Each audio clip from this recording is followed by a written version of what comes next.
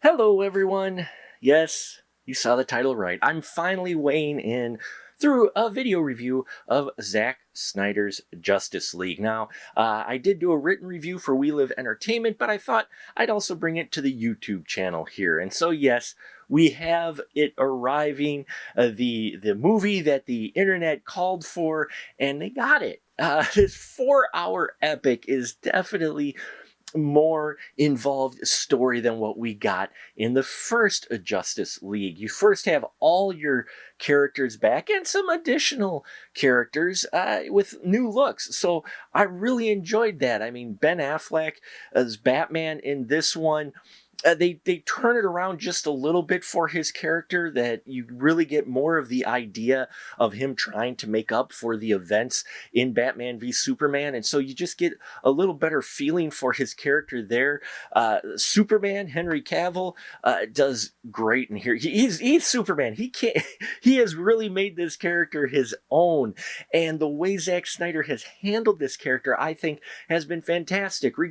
Carnage or not out of the Man of Steel, I enjoy way they've approached this character and his relationship with Lois Lane, who's back as Amy Adams in this recut, and they did some reshoots as well. What I did like is they really retooled the Flash character a bit, and they gave Cyborg a lot more to his story, and I loved that. It's too bad that there was a lot of behind the scenes conflict with Ray Fisher, because he really owns his character, and I loved the Cyborg character quite a bit, and how his dynamic worked with the rest of the group, how he is definitely filled with more anger and just just all this conflicting emotions inside him, and I loved that exploration. Plus, being a dad, his dad played by Joe Morton, fantastic actor. I love Joe Morton, great in this role.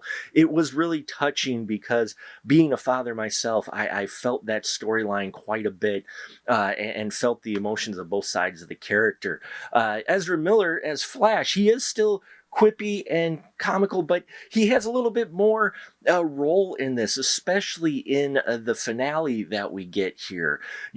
So I did like what they did with his character, and we got a little glimpse of how things might be in the Flash movie. So that was exciting as well. The visuals still were good and bad on various levels. The fight with the Amazons is still a little rough looking, but there are other shots that were fantastic. And yes, I know there's a lot of slow-mo, and I will say overuse of the slow-mo on one hand is annoying narrative style, but it was great to see the slow-mo because you get to see the artistry of the special effects. So kind of torn on all the slow-mo that was used in this film. Now, Jason Momoa is still the Aquaman, and he's still kind of the surfer dude, but they even give him a little more than just cool, and just a little bit more to his character. The fights still are very action packed. I loved how they're coordinated and edited together. They're trimmed up a bit. Plus, Batman's got a different weapon in here, or a different piece of armor, I should say,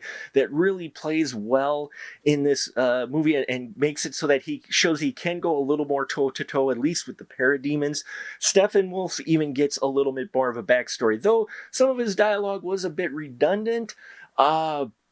I still love the fact that they gave him a bit more motivation to why he was doing what he was doing. The nightmare scene at the end felt a little awkward. They do throw a lot of characters in there, especially one in particular, but it just felt awkward at the end. But the very end, we get a surprise character, and I enjoyed, it was great seeing that surprise. So, yes, it is 4 hours, but it is done and built up in chapters. You can binge it, similar to binging a TV show. So as far as the length goes, they break it up so you could binge this just like a show if you wanted to. So I would suggest you try to check it out if you're on the fence or curious about it. If you didn't like Joss Whedon's Justice League, well, then you're probably not going to care for this one too much, though you might find at least a few more things in here to like just because you got the runtime. But then again, you might find some things annoying. As for me, I enjoyed the first Justice League. I did find it entertaining.